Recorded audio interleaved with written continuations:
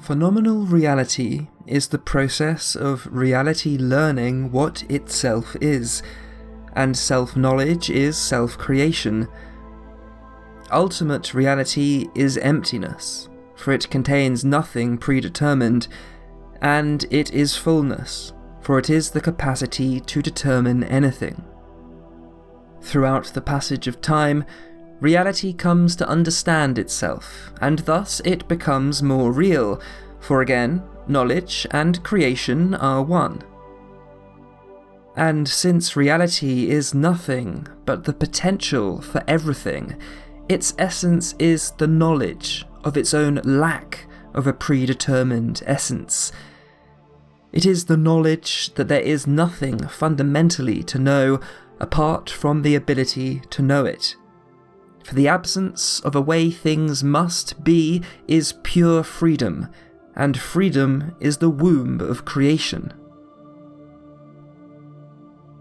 The fundamental nature of reality is a paradox.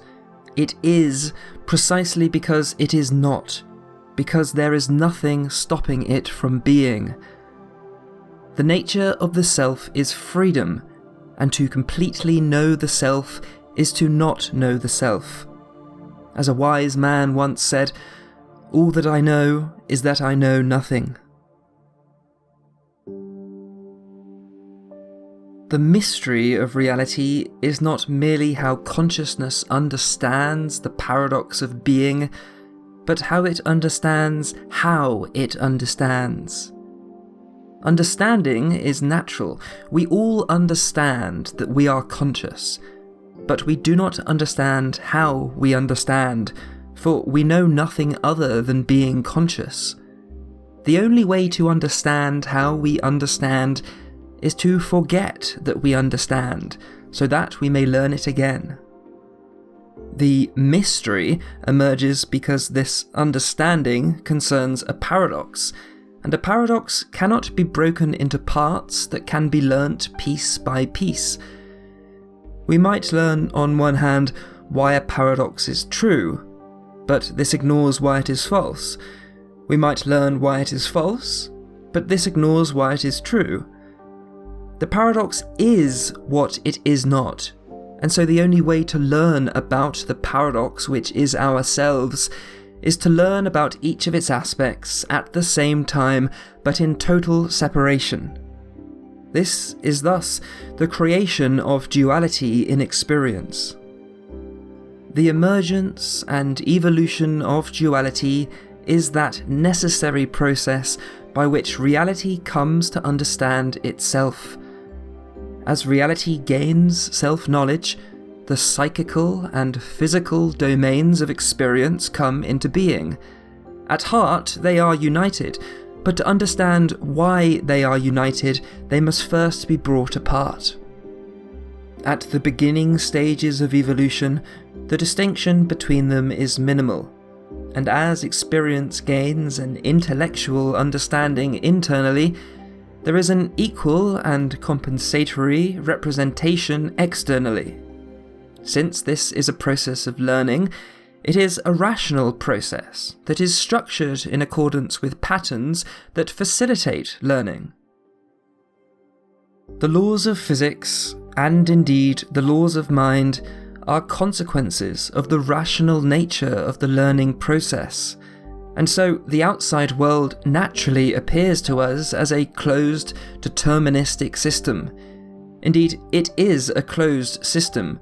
No subjective thought or individual will can do anything to affect the physical world. But the physical world is necessarily correlated with the realm of mind, so it's just as if thoughts affect things, and we should live as if they do. Physics is not a counterpoint to this idea. This is in no way antagonistic to science. Physics is an absolute necessity, for physics is the way that reality structures itself to enable its own understanding.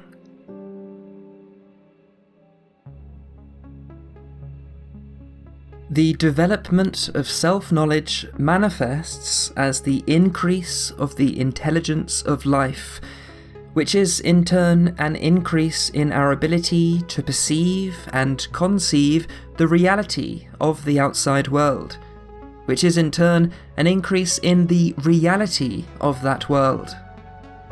Thus, it is quite natural that as we become more sophisticated, we eventually align ourselves with a materialist understanding of nature. It's not that this understanding is ultimately true, but that the ability to imagine that it is true is a stage through which the evolution of all life must pass. We often take for granted that, in the Western world at least, the birth of wisdom occurred with the ancient Greeks.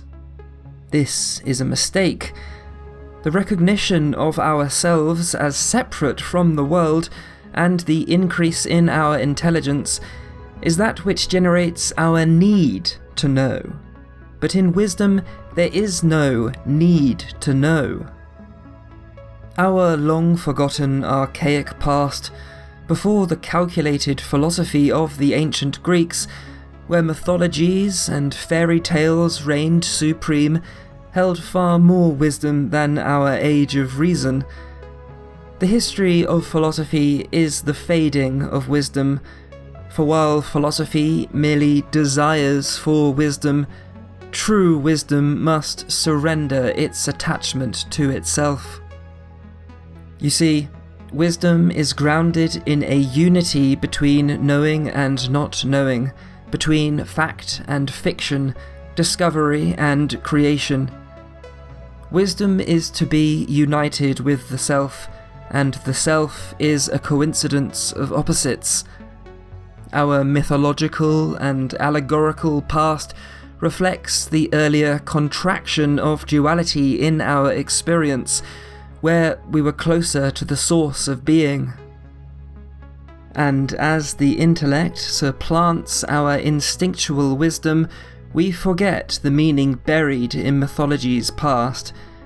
But we must not judge the ego, and the microscope, and the telescope, for science and materialism are necessary tools of our remembering.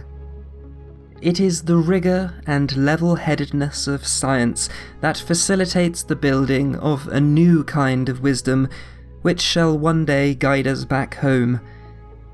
We need uncertainty to fuel the desire for progress, and we need progress in order to embrace uncertainty.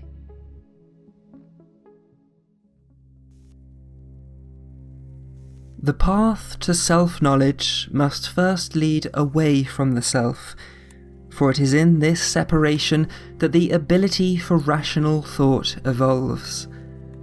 One day, we shall, on a collective level, be capable of enough self-reference to recognize the destination as back where evolution began, where subject and object were not yet divorced. But while our departure from wisdom was unconscious and natural, our return towards it shall be conscious and deliberate. We shall surrender the ego willingly, and when that happens, we shall stop analysing the world and breaking it into ever smaller parts, and we shall synthesize and reintegrate into the whole. We shall always be driven by progress, but progress in dissecting the world and mastering the world is only one face of progress. The other face is the face of wisdom, and while mastery facilitates both in the beginning, a tipping point will come where more separation serves only to hinder our journey to self-knowledge. I think the biggest mistake in practically all disciplines, philosophy, science, religion, even esotericism, is to fail to recognize that reality is experience, and experience is an action. It is something the self is actively doing. All actions can be performed better or worse, And so experiencing is a skill. The world around us evolves purely because we are gaining skill in doing experience.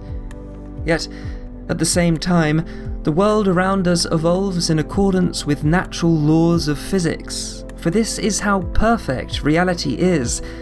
The logic of physics is the same logic as that of experience. Every aspect is in harmonious symphony with the whole. I'll try to state this as plainly as I can. Having reality, or being real, is a skill. And as we become better at having reality, or being real, we gain more reality, and we become more real. Absolute self-knowledge is the state of having mastered the skill of experiencing and of realness. And we are only fully real when we have complete self-knowledge. Para-philosophy, and the state of being real, is a celebration. It is absolute optimism, because we know that we are all saved, because we must become fully real. Because if the self never became fully real, there would be no self to even begin to learn that it is fully real when the cycle starts over again. We are creating our self, and the thing that is creating is the very same thing that is being created. We are merely looking at the self from the relative, temporal, and incomplete perspective of individuality. The underlying nature of the world is the creation of the world, and there is only a beginning when there is already an end.